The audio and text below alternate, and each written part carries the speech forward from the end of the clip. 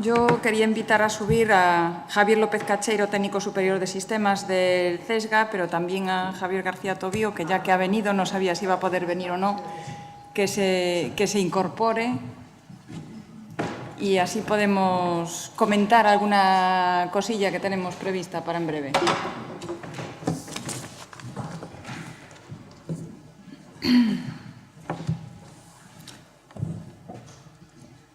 Bueno, mientras conectan la presentación, Javier, siéntate aquí, mira. Bueno, queríamos comentar que a partir del 1 de abril el CESGA, bueno, ya comentará un poco él, pondrá a disposición de las empresas una máquina virtual de computación con una cartera de servicios avanzados que estamos poniendo en marcha en colaboración con el CIS Galicia para fomentar el uso de la computación por parte de las empresas, pero especialmente de las pymes, ¿no? Que en las empresas no se piensen que esto es solo para General Electric y grandes grupos industriales, sino que tiene aplicaciones concretas específicas para pymes muy pequeñas.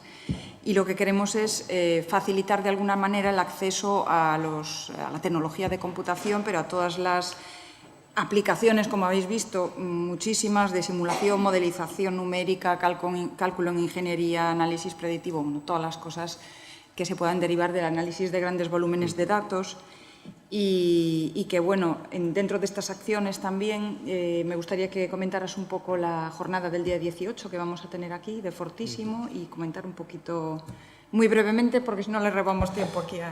Sí.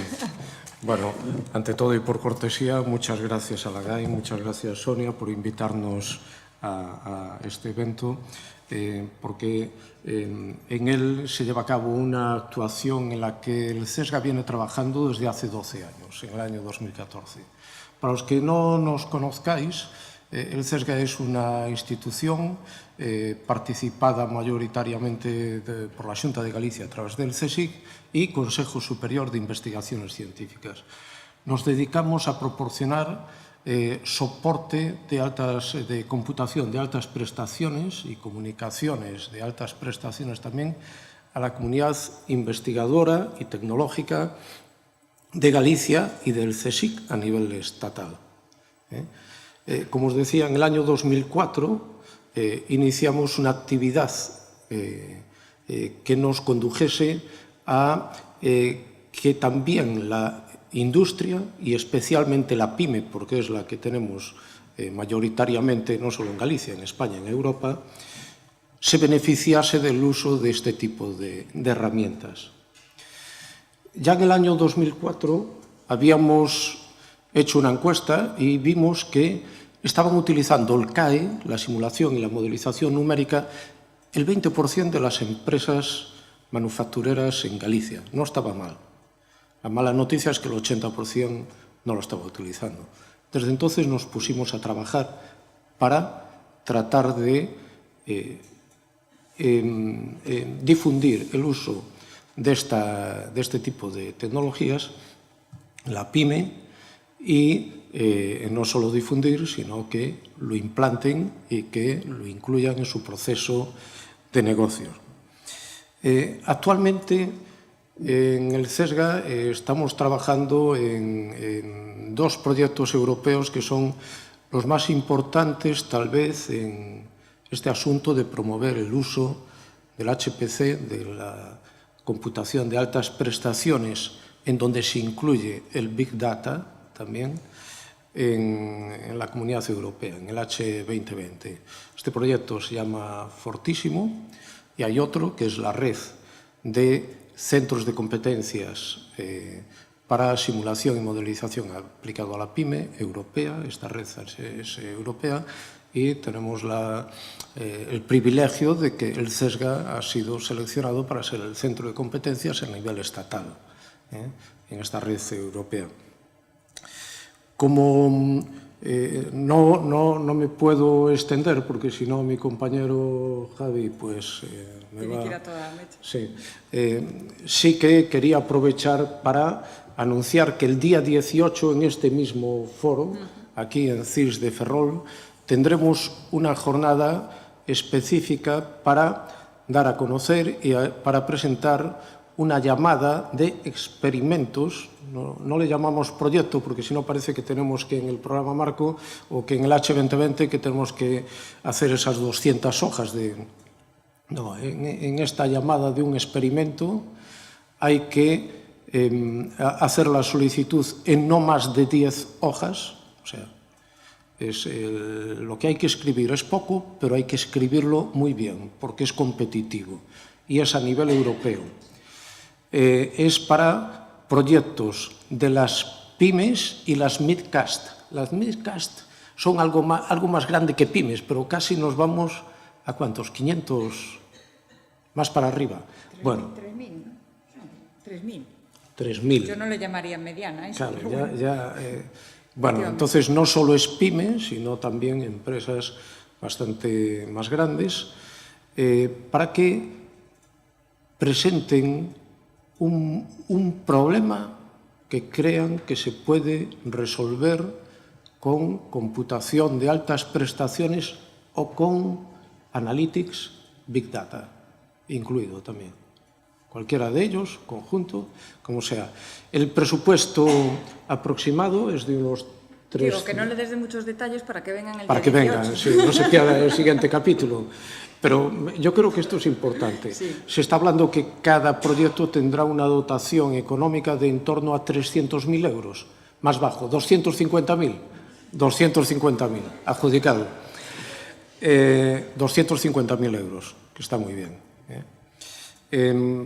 Tampoco aquí me voy a extender más porque el día 18 espero veros a muchos de vosotros aquí.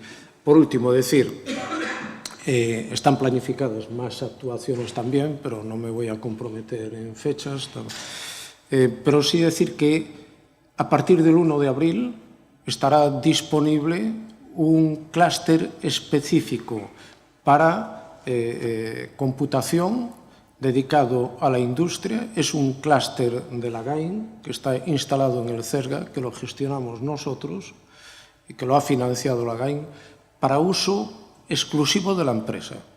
O sea, hoy una empresa, cuando viene al CESGA, pues tenemos que buscarle una cola de entrada específica que no compita con los investigadores, etcétera, pero estamos en las mismas máquinas. Bueno, a partir del 1 de abril habrá una máquina específica dedicada solo para la empresa, con aceleradoras también que nos han ido requiriendo empresas, NVIDIA, Xiaomi, etcétera.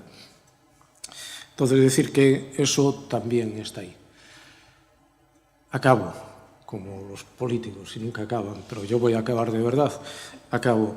El CESGA gestionamos las infraestructuras. Cuando la empresa tiene bien definido el problema, somos interlocutores válidos. Cuando no tiene bien definido el problema, frecuentemente tenemos que ir a buscar a quien tiene el conocimiento en el área del metal con AIMEN, en el área de Big Data con la Universidad de La Coruña, en el área del automóvil CETAC. Tenemos la relación con todos estos centros. Y de forma horizontal, con todos, cuando hay que hacer algo todavía de investigación, con el INMATI, el Instituto Tecnológico de Matemática Aplicada para la Industria. Entonces, que tenemos todos los miembros en Galicia para pasar este tipo de herramientas a los procesos de negocio de las empresas. Ahora sí acabamos. Ahora empiezo yo. Solo comentar una cosilla. Esto forma parte de un paquete de 5,5 millones de euros que se invirtieron en el CESGA en mejorar la computación y un poco lo que comentaba. Queremos fomentar el uso de la computación en las empresas, queremos que esto no sea un problema para la investigación, para que no se detraigan recursos de la investigación del CSIC y de las universidades, con lo cual se ha apostado por comprar este nodo dedicado para la computación, que a través de, del CIS Galicia, con el CESGA y diversas entidades que definen también las soluciones y los problemas, vamos a intentar dinamizar iniciativas, apoyar iniciativas como Fortísimo, con experimentos, pero también otra serie de, llamadas a nivel regional para que todas las empresas tengan la oportunidad de usar la computación para algún problema o alguna bueno, algún proceso o algo que sea crítico para su empresa. Bueno, nada, simplemente decir esto de los 5 millones de euros, que es una apuesta de GAIN por la computación, 5 millones y medio, que me parece una cifra importante como para ser mencionada. Entonces, que ya que está el dinero invertido, que lo uséis. Nada más. Adelante. Gracias. Hola, a ver si se me oye. Vale, bueno, pues mi nombre es Javier Cacheiro, estoy en la parte más técnica del CESGA, soy allí técnico de sistemas, estoy certificado en Apache Hadoop, que es una de las tecnologías que mencionó Óscar antes, y lo que voy a tratar de daros hoy es una visión práctica de qué podéis hacer después con Big Data y dónde podéis utilizarlo. Entonces, esto sería como la continuación natural de la charla de Óscar, o sea, espero que ya estéis motivados viendo todas las ventajas que podría aportaros Big Data. Seguramente ya habéis oído hablar de Big Data porque ahora mismo es muy popular y sobre todo que penséis en lo que os puede aportar analizar datos que tenéis ahora y que a lo mejor no estáis aprovechando para sacar información adicional que os pueden servir para mejorar vuestra empresa. Entonces, en esta charla lo que os voy a dar es como el siguiente paso. Ahora que ya estoy animado a probar algo, a analizar mis datos, ¿dónde puedo hacerlo? Entonces, ese es un problema que vamos a tratar de ver. Voy a haceros un análisis de las soluciones que hay para que sea algo práctico y podáis ver también las distintas opciones que tenéis, ¿vale? Bien, entonces, lo primero vamos a poner un escenario para que esto sea un poco más ameno. Entonces vamos a imaginarnos pues, que somos una empresa del naval, que aquí es el caso. Entonces, en mi caso, dispongo de, pues supongamos que ya sensoricé un montón de partes de mi nave de fabricación y tengo un montón de sensores. Entonces, dispongo de multitud de datos de sensores, dispongo de datos de las maquinarias que tengo allí, del proceso de fabricación, datos externos que puedo recoger, datos de productividad. O sea, como os podéis imaginar, vais a tener un montón de datos. Me imagino que todos ahora mismo os imagináis un montón de datos que podéis coger de vuestras empresas y si no, os imagináis de sensores que podéis colocar en ellas para obtener datos adicionales. Entonces, tengo todo esto y ¿ahora qué? Entonces, ahora, por lo que visteis en la presentación de Óscar, hay herramientas que os permiten, a partir de esos datos, obtener resultados, obtener predicciones. Entonces, ahora que tengo esos datos, visteis en lo de detección de anomalías, ¿cómo puedo aplicar detección de anomalías a los datos que tengo en mi empresa? ¿Cómo puedo coger esos datos que tengo pues, de la fabricación del barco y detectar anomalías en las piezas? Visteis ejemplos de pues, un motor, de problemas que podía dar, pero ¿cómo puedo aplicarlo a toda la nave de fabricación, a todo el proceso? ¿Cómo puedo aplicar los mismos procesos que están allí? Bueno, esto hoy en día fue como pues, hace unos años probablemente la visualización, que había pocas herramientas y ahora hay muchas. Pues aquí ahora aparecen un montón de herramientas que ayudan a hacer esos análisis. Sería la parte que llamaríamos autoaprendizaje. Bien, entonces, hemos visto pues, que ahora mismo, bueno, vosotros ahora mismo no, pero digamos, hice yo el ejercicio, ¿qué herramientas podemos utilizar pues, para analizar estos datos y obtener pues, esas detecciones de anomalías y esas predicciones? Bueno, pues revisando lo que existe, pues podéis ver que existen varias librerías que os dan ya gran parte del trabajo hecho. O sea, es como quien dice meter los datos y, digamos, la parte del algoritmo que utiliza está ya implementada. Bien, entonces, escogí 4, que son las más populares: Spark, que tiene la librería MLlib, que mencionó Óscar, Mahout, que es una librería de Hadoop, otra de las plataformas que se asocian directamente con la parte de Big Data, y después hay otras 2 que serían R y Python Scikit-learn. Quizás, teniendo en cuenta bueno, pues que no hubo tanta parte de introducción, podríamos añadir otras como podría ser, pues puedo usar Excel para sacar pues, unos resultados a partir de esos datos, o podría usar una base de datos, que casi todos tendréis en vuestra empresa, alguna base de datos SQL en la que tenéis datos. Vale, entonces, aquí es donde tenemos que pensar en el problema de la escalabilidad. Depende de cuántos datos tengan. O sea, todos sabéis que si tenéis pocos datos podéis coger el Excel y es muy fácil ir al Excel y hacer allí unas cuantas estadísticas y sacar unos resultados. Bien, si tengo más datos, ¿qué hacemos? Generalmente pues los pasamos a una base de datos SQL, que también probablemente tengáis en todas las empresas. Allí tenéis los datos de contabilidad, datos de uso de distintos productos que tengáis, y de allí podéis sacar también estadísticas. Les pedís, oye, ¿me puedes dar el agregado de los datos sobre cada mes? Bueno, hacen una consulta y eso, digamos, escala un poco mejor que la parte de hacerlo en tu propio Excel. Vale. Pero ¿qué pasa si vamos más allá? Porque claro, si sensorizamos toda la planta de producción y ahí tenemos unos sensores que están mandando datos pues cada segundo, la cantidad de datos que tenemos es demasiado grande para meterlo en esa base de datos SQL que teníamos. Entonces es cuando tenemos que pensar que una sola máquina no es suficiente, porque una máquina tiene un límite en el tamaño que puedes comprarte esa máquina enorme. Entonces, cuando no tenemos escalabilidad, lo que le llaman escalabilidad vertical, que es aumentar el tamaño de la máquina en la que ejecuto eso, porque no hay más, entonces es cuando tenemos que pasar a utilizar varios ordenadores, que veréis un poco el término a lo largo del... no pasa nada. A lo largo de la presentación, que vamos a llamar clústeres, es la palabra con lo que suelen nombrar esto. Si es clústeres de computación, sería granjas de servidores o conjuntos de máquinas. Bueno, pues necesito una solución que sea capaz de, si yo tengo más datos, pues puedo meter más de esos servidores y hacer igual el análisis en el mismo tiempo, porque tampoco queréis un análisis que si ahora le metéis todos los datos de la planta, os tarda en dar el resultado un año, porque de poco os va a servir después de un año. Entonces, con esto conseguís que, aumentando lo que sería el sistema, conseguís mantener el tiempo en el que generáis el resultado. Entonces, después de ver eso, descartamos las que no escalan, digamos, horizontalmente y nos quedamos con las que escalan horizontalmente, o sea, no con las que escalan verticalmente, las que puedes usar muchos nodos. Porque vamos a imaginarnos que tenemos una cantidad grande de datos. Supongamos 50 terabytes de datos, por ejemplo, que generamos en la nave. Es lo que tendríamos ahora de datos históricos, por tener una idea de lo que podíamos tener allí. Vale. Entonces, una vez que tenemos esto, ¿qué querríamos? Pues ahora queremos, de una forma sencilla, poder empezar a lanzar análisis en estos datos. Ya sabemos que tenemos la librería que nos permite hacerlo, tenemos los datos, pero ¿dónde los ejecuto? ¿Qué puedo hacer? Entonces, lo que vamos a tratar de responder aquí en esta presentación es qué opciones tenéis. O sea, una vez que queráis hacer eso, que estéis animados a probarlo, pues ¿dónde podéis hacerlo? Bien, entonces, lo que voy a hacer es, en lugar de presentaros directamente una solución, voy a hacer un análisis de las soluciones que hay, para que las veáis todas. Y así después vosotros podéis decidir en función de vuestras necesidades. Entonces, ¿por dónde empezamos? Lo primero, que sería lo más obvio, es, bueno, pues si hay estas soluciones, yo en mi empresa me compro el hardware necesario, despliego el software que necesito y a partir de ahí mis desarrolladores o la gente que hace el análisis de los datos, los data science que aparecían en la presentación de Óscar, pues usan esa plataforma.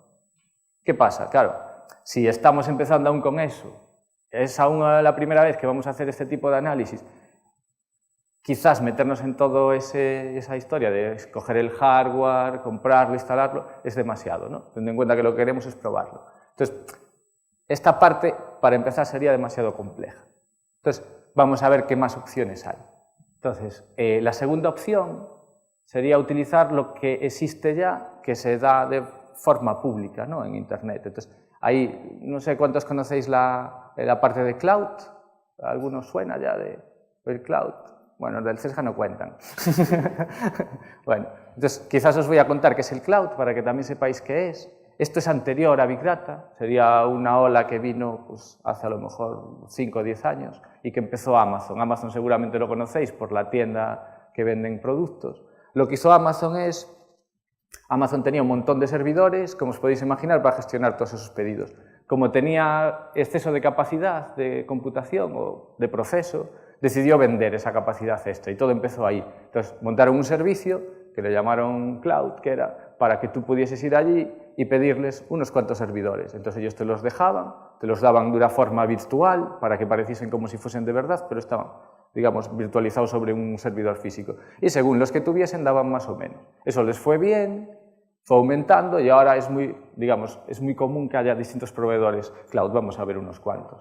Entonces, eso es lo que es el cloud, que es una forma de conseguir ahora, digamos, servidores sin tener que yo comprarlos y llevarlos a mi empresa. Y después la otra parte que necesitamos, claro, en nuestro caso tenemos 50 teras de datos que analizar, entonces necesitamos también ver dónde podemos guardarlos, ¿vale? Además de los servidores donde ponerlos. Entonces, como os decía, esto que empezó Amazon, después se fueron añadiendo las demás empresas, estos son los principales proveedores cloud, pero hay muchos más. Pero como podéis ver, empezó Amazon con lo que le llaman AWS, Amazon Web Services, y después detrás pues, vinieron también todo el resto viendo el potencial del negocio. Entonces está Microsoft, está Google y después está también Rackspace. Estos son los 4 principales. Pero bueno, por no liar mucho aquí la selección, digamos, vamos al más común, pues escojamos Amazon, que es el que usa, probablemente tenga el 80% del mercado más. Bien, entonces escogemos Amazon para poder hacer esa simulación o para poder lanzar estos cálculos. Entonces, lo siguiente que tenemos que ver es dónde guardar esos datos.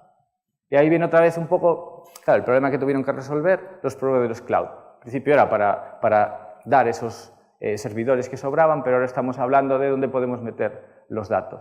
Entonces ahí lo que hicieron es, claro, imaginaros, inicialmente tenían discos duros en cada uno de esos servidores, pero claro, eso da problemas a la hora de gestionarlos, algunos pueden fallar. Entonces fueron añadiendo capas extras al almacenamiento.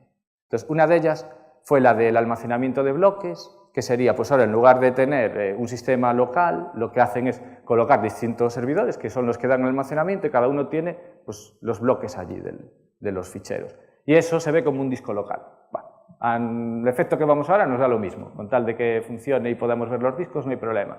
¿Qué pasa? Eso era costoso, aún es costoso, entonces es más caro, si tenemos muchos datos no es lo más aceptable, o sea, digamos, lo más económico. Porque aceptable puede serlo, depende de lo que queramos pagar, ¿no? Entonces, lo que inventaron es otra cosa, que es el almacenamiento de objetos, es el que aparece arriba, que en caso de Amazon le llaman Amazon S3.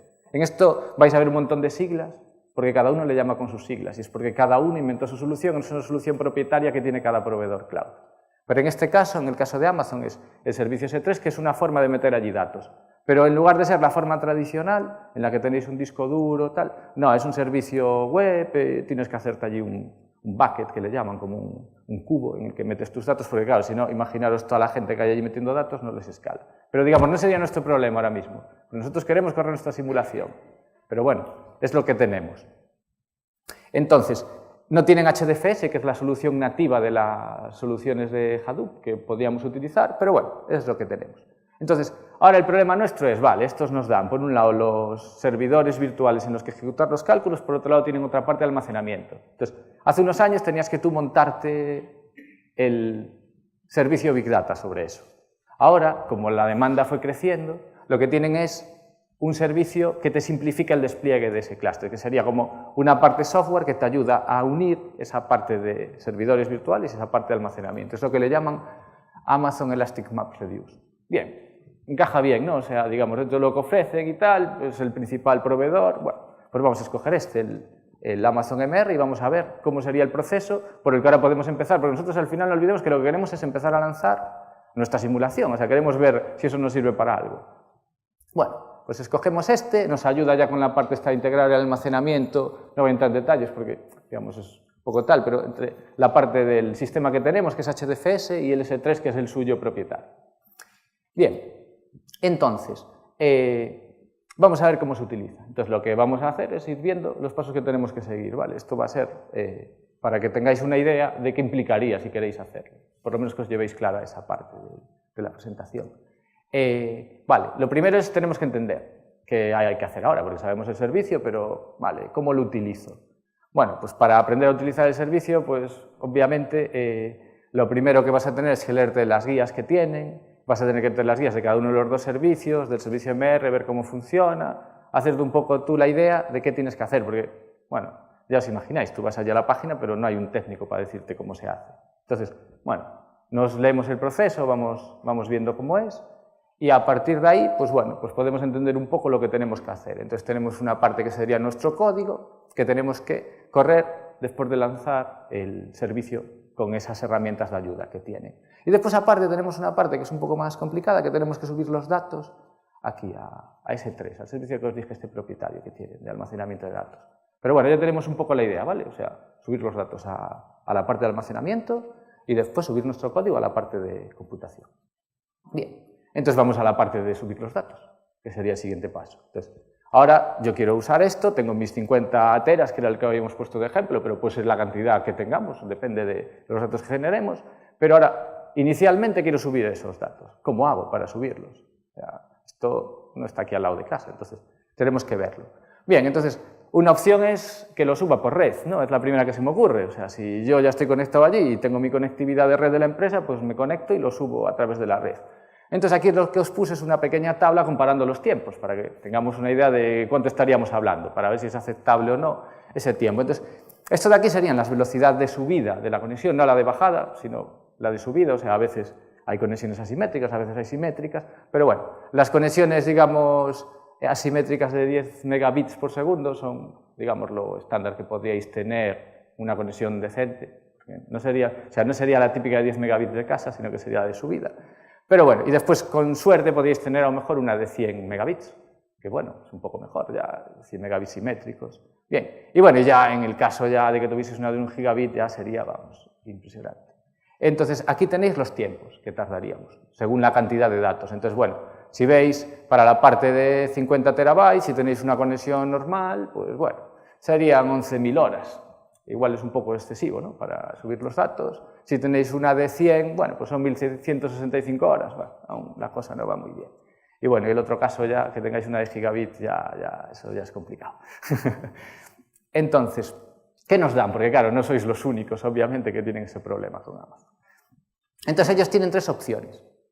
Un servicio que le llaman AWS Import Export, otro que es el Direct Connect y otro que es el Storage Gateway. El Storage Gateway, como no tiene nada que ver y tampoco tenemos mucho tiempo, nos lo vamos a olvidar y vamos a revisar los otros 2, a ver qué opciones nos dan.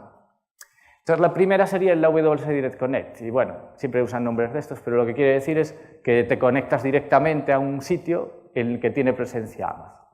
Suena bien, o sea, puedo hacer mi conexión, ahí sí podíamos tener nuestra conexión gigabit, nos conectamos directamente a Amazon y entonces ya tenemos a partir de ese momento la posibilidad de transferir los datos por red.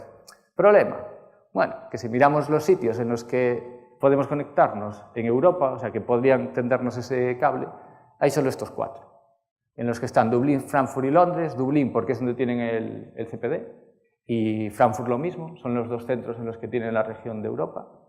Y después Londres, pues os imagináis que allí hay gente que tiene mucha pasta. Y Slough básicamente porque es donde tenían su antigua sede, o sea, es donde tenían su centro de distribución en Inglaterra, no es por otra cosa. Pero vale, que a nosotros no nos resuelve, porque desde aquí va a ser que no. Entonces, sacaron un nuevo servicio, que eso también pasa en Estados Unidos, que no todos tienen. Le llaman Import Export Snowball, que básicamente es una parte interesante. Sacaron como una caja, como un tamaño de un PC, muy bien protegida con un plástico para que si tiene algún golpe no le pase nada a nuestros datos. Y podíamos meter aquí dentro los datos, llamamos a la empresa de mensajería, se lo lleva y ellos recogen los datos, ¿vale? Cada cajita de estas puede meter 50 terabytes de datos. No está mal, los 50 terabytes que tenemos, ¿no? Entonces, le pedimos la cajita y la mandamos. Vale, qué mala suerte, tampoco podemos. Porque solo lo dan en 2 zonas, le llaman zonas de Estados Unidos. Claro, probablemente las zonas que no tienen la posibilidad de conectarse tampoco directamente, entonces ahí sí se las dan, ¿no? Entonces, las cajitas ahora mismo solo se pueden enviar desde aquí, en Europa no. Bueno, pues nada, entonces vamos a lo estándar, que es que también dejan que enviemos discos duros externos. Ahí ya es cosa nuestra que los mandemos y claro, no se rompen por el camino y tal, pero bueno. Cogemos los discos duros externos y claro, tenemos que prepararlos. Tienen un software para que preparemos el disco y pongamos allí los datos. Y también sería conveniente que los encriptemos, porque claro, los vamos a mandar por mensajero y tal, no se vayan a perder y aparezcan nuestros datos en otro cliente o otra empresa, como sería. Bien. Entonces, ¿dónde podemos enviarlos? Le llaman unas localizaciones que le llaman Edge Locations o localizaciones de borde. Sería, bueno, pues en Europa tienen 2 centros que serían en Dublín y en Frankfurt, pero hay otros sitios en los que tú puedes ir y, bueno, esto está bien, en España tenemos una al menos que está en Madrid. Entonces podríamos enviar nuestros discos duros a Madrid para transferir los datos. Bueno, como tenemos 50 teras son unos cuantos discos duros, pero bueno, al final, no sé, si cogemos discos de 4 teras, pues con 12 discos así ya nos apañamos. Entonces, vale, se los mandamos y le pedimos que nos los transfieran al CPD, porque claro, realmente los envíen, pues después quieres utilizarlos para hacer tu simulación.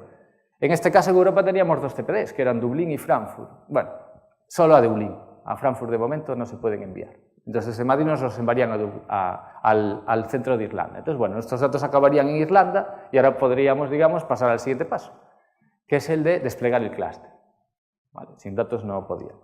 Entonces, ahora tenemos los datos allí, vamos a desplegar el clúster. Como os dije, tienen una herramienta que os ayuda a desplegar lo que serían las máquinas que hacen falta para que ese clúster se ponga a ejecutar. Entonces, el propio software se va a encargar después de cargar los datos desde el almacenamiento, es la parte buena. Por eso decía que ahora, gracias a MR, al servicio este de Elastic MapReduce, es más sencillo, ¿no? Antes tenías que hacerlo tú mismo. Pero, ¿qué pasa? Cuando arranque el clúster, hay una parte que es nuestra. Ellos, digamos, lo que hacen es poner esas máquinas con una instalación del software, En este caso, pues, sería Hadoop, que es el que soportan. Pero una vez que la máquina, o sea, que esas máquinas están ejecutándose, es como un asistente, ¿no? En el que te dice paso a paso tal, y ahí lo tienes. Pero ahora tú tienes que administrarlo. O sea, ellos no van a administrarte el clúster. Entonces, tú tendrías que encargarte de configurar el firewall del clúster, un VPN si quieres para que sea segura la conexión con ellos desde tu empresa para los desarrolladores que lancen allí las simulaciones. Y bueno, y todas las otras partes que os imagináis que están involucradas en un proceso de administración de un clúster, monitorizarlo para ver que no se cae. Si hay algún nodo que falla, que también pasa a veces que alguna instancia se puede caer, pues sustituirla por otra, ese tipo de operaciones. Esa parte, digamos, tendríais que hacerla vosotros. Vale, entonces ahora acabamos y supongamos que tenemos éxito y ejecutamos nuestro código para analizar los datos y queremos hacer algunas visualizaciones de los resultados para ver pues los resultados qué pinta tienen.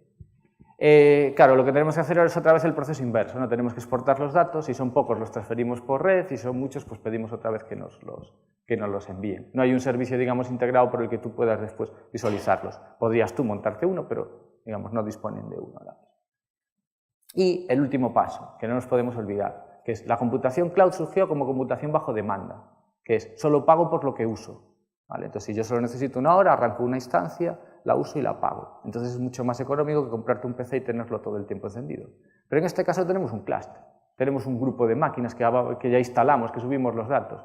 Claro, si no las apagamos, nos cobran. Pues si las apagamos no tenemos el clúster. Entonces, bueno, igual hay que tenerlo en cuenta para antes de apagarlo o copiamos los datos o estamos seguros de que no lo vamos a querer usar más. Pero es un tema importante a la hora de contabilizar, digamos, los costes que tendría el clúster. Bien, entonces ahora vamos a la otra opción, que como os comentaban es una opción que tenemos aquí en Galicia, pues gracias a que tenemos el Centro de Supercomputación de Galicia, ¿no? que da ese servicio. Entonces os voy a enseñar pues, lo que hacemos allí, lo que tenemos ahora como el clúster de Big Data. Entonces el objetivo es que todo esto sea sencillo y no tengas que hacer todos estos pasos extra, o sea, no resolvemos la parte de cómo analizar los datos, eso es ya la parte del grupo de Óscar, pero lo que tratamos es que si tú haces esa parte, la otra, la de ejecutarlo, sea lo más fácil posible. Entonces, tenemos un sistema nuevo, adquirido recientemente, tiene 816 terabytes de capacidad para almacenar los datos de los usuarios que utilizan el servicio. Tenemos una capacidad de entrada-salida de 30 gigabytes por segundo, quiere decir lo rápido que podrías leer los datos. Eso es importante para que os hagáis una idea, cuando queráis ver cuánto os llevaría el análisis, el tiempo que tardaría en leer esos datos, porque si queréis leer el histórico completo, tendríais que dividirlo, si estáis usando el clúster completo, entre 30 gigabytes por segundo, y eso os daría una estimación del tiempo que os llevaría. Menos de eso, imposible. Pero bueno, 30 gigabytes por segundo, como podéis ver, es bastante más de lo que conseguís con un PC. Y después cada nodo tiene 64 GB de RAM y todos tienen conexión 10 gigabits de Ethernet. Bien, los nodos están diseñados específicamente para lo que sería el uso de Big Data, porque claro, no es como un servicio cloud que es más genérico, hay distintos tipos de instancias, pero no todas son para este tipo de situación. Entonces, en este caso, la particularidad que tienen los nodos de Big Data es que como hacen mucho acceso a disco, porque es para analizar muchos datos, es importante que tengan muchos discos y no tanto que tengan muchos cores o muchas CPUs. Entonces aquí están balanceados, tenemos el mismo número de discos que de cores, con lo cual cada core o cada CPU siempre puede acceder a un disco y además tenemos una capacidad de entrada-salida, o sea, de copiar cosas por la red, que es equivalente a la capacidad que tiene de lectura de los discos, que serían el 1,2 GB por segundo. Entonces está muy bien balanceado para este tipo de simulaciones. Bien, y ahora vamos a repetir lo mismo que en el otro para ver si es sencillo de utilizar. Entonces vamos a repetir los pasos, ¿no? Entonces, otra vez lo mismo, el paso 0 sería entender el servicio. En este caso, lo que estamos haciendo con la gente que quiere utilizar el servicio es, vienen, nos reunimos con ellos y vemos las mejores opciones que tienen para analizar esos datos. Entonces, con eso pues ya vemos cómo pueden hacerlo, planificamos el proceso y así pueden ejecutar las simulaciones. No hace falta, digamos, leerte la guía por tu cuenta. Después, para subir los datos. El mismo problema que había antes, ¿no? O sea, hay una forma ahora de transferir esos 50 teras. Entonces, ahora mismo tenemos distintas opciones. ¿Vale? Os iba a enseñar de primera, digamos, la más general para que veáis la capacidad que tiene ahora mismo la red de investigación para hacer este tipo de operaciones. Entonces, lo primero sería transferir los datos teniendo una conectividad de 1 gigabit. ¿Y cómo podéis tener esa conectividad de 1 gigabit? Pues en este caso conectándose a un punto de presencia de la red de Recerca, que está aquí en Galicia. Y estos son los puntos en los que estarían. No hay que llevarlo a una ciudad que está lejísimos, sino que las tendréis muy cerca. Con eso podéis habilitar una conexión directa de gigabit constante, ¿no? Pero no solo eso, sino que la red pertenece a Red Iris, entonces también valdría cualquiera de estos puntos que aparecen en el mapa, por si tenéis más sedes en los que también necesitáis esa conectividad. También lo podéis hacer a través de estos puntos. Y adicionalmente está dentro de Geante, entonces también lo podéis hacer a través de los puntos que tiene Geante en Europa. Con lo cual tenemos una red de puntos en los que podíais conseguir esa conectividad mucho más amplia que la que podíais tener en el otro caso. Y si habilitáis esa conexión, entonces, claro, estamos hablando de que tendríais los tiempos que aparecen en esta parte de la franja, que ya son más razonables. Pero bueno, también aquí tenemos que tener en cuenta una cosa, que tarda 117 horas, pero si la mayor parte de los potenciales usuarios estáis aquí en Galicia, trasladaros al CESGA, pues el viaje es bastante corto. Entonces, supongamos que ahora también lo queréis hacer como la otra parte que se hacía en Amazon, que es enviar el disco duro. En este caso no hace falta encriptarlo y hacer todos estos procesos para enviarlo por mensajería, porque lo más razonable es que enviéis a alguien que traiga el disco. Entonces ya todos esos pasos no son necesarios. Y después también hay la opción de que se habilite pues, un punto en el que en el campus se puede conectar y ahí tendríais también la conectividad sin necesidad de tener que lanzar esa conectividad contra un punto de presencia en la red de CESGA. Bien, entonces con eso quedaríamos con la parte de subir los datos. Entonces ahora es la parte de utilizarlo. En el otro, ¿os acordáis? Tenían un software que nos ayudaba a utilizar combinadamente su servicio de almacenamiento, servicio de computación para lanzar un clúster. Vale, aquí ese paso no es necesario. El servicio Big Data ya está operativo. O sea, cuando vosotros os dais de alto, os damos una cuenta y ya podéis utilizarlo. No hace falta que hagáis nada extra, vais allí, lanzáis vuestras simulaciones y ya está. O sea, el servicio está todo el tiempo operativo. Entonces, nada, es simplemente coger la dirección y conectaros a él. Y para la otra parte que habíamos visto antes, acabo mis simulaciones y ahora supongamos que quiero visualizar los resultados. Bueno, en este caso, en el CESGA también ahora una de las cosas que se adquirió es una plataforma de visualización, entonces podíais utilizar los otros servicios que hay en el CESGA, en este caso visualización, para poder, pues, a través de ese mismo servicio, analizar los datos sin necesidad de transferir de vuelta los resultados. Vale. Y además se integraría con las otras soluciones que tenemos, que aquí no las puse porque la presentación no es tan extensa, pero cualquier otro servicio podríais integrarlo, o sea, podéis ver los mismos datos desde él. Bien, entonces lo último que quedaría es lo de parar el clúster, igual que no hacía falta arrancarlo, no hace falta pararlo. El clúster está ahí, el servicio está ahí todo el tiempo, simplemente te conectas y lanzas tus trabajos, y cuando lanzas tus trabajos, pues es el tiempo que estás consumiendo en el clúster. Mientras no estés lanzando trabajos, no estás consumiendo ese tiempo, ¿vale? Vale, ventajas adicionales, por mencionar algunas. Sí, muy rápido. O sea, principalmente lo de que está administrado, ya casi no vamos sobre las transparencias, así acabamos antes. La parte de la seguridad, no tenéis que transferir vuestros datos a zonas lejanas, encriptados, con el riesgo de lo que pueda pasar por mensajería. Y, digamos, la proximidad también a la hora del contacto, de analizar la mejor solución que pueda servir para vuestro problema. Y ya para terminar, solo un apunte más, que es que estamos haciendo desde el CESGA, participando en un proyecto que se llama Sesamenet, y hay una encuesta para las empresas para entender mejor sus necesidades de HPC. Entonces os agradecería que si podéis dedicar un momento para cubrirla, porque ayudará a proyectos como el que estábamos hablando antes de Fortissimo, para entender mejor las necesidades. Y nada más. Pues nada, muchísimas gracias. Nada.